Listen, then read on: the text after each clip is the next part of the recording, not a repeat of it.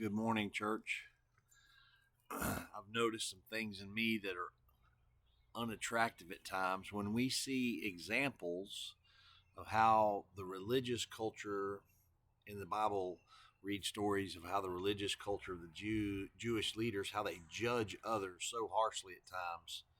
And when Jesus points it out, there's this anger that wells up in us, or sort of we would call it a righteous anger. Jesus tells a story about a publican and a Pharisee that go to the temple to pray, and the Pharisee prays, "Lord, I thank you that I'm not like this publican, a sinner," kind of very judgmental statement. And the publican prays, "God, have mercy on my soul." And Jesus, of course, in the story says, he explains to the crowd that it was the publican that was justified and made right with God. And when you read that story, your teeth are gritted at the Pharisee. Your heart is cheering for the publican. I love that story because of the humility of that publican.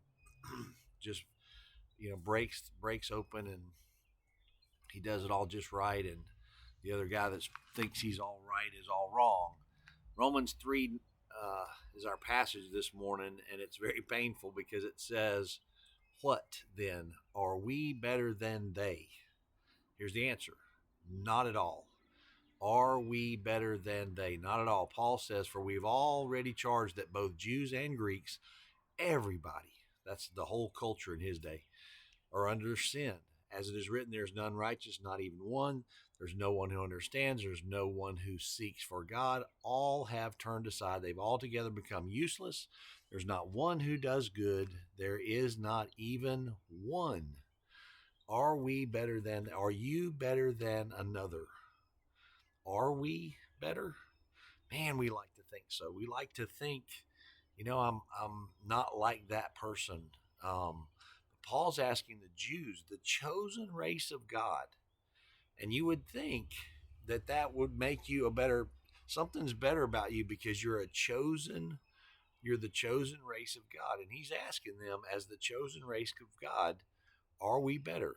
And you could argue logically, as the Jewish culture did, yes, but God's whole point, Jesus' point in walking with the disciples and pointing out the struggle with that arrogance that comes in those Pharisees, and then Paul's writings, God's writings to us through Paul, is the answer's clear. No, you're not better.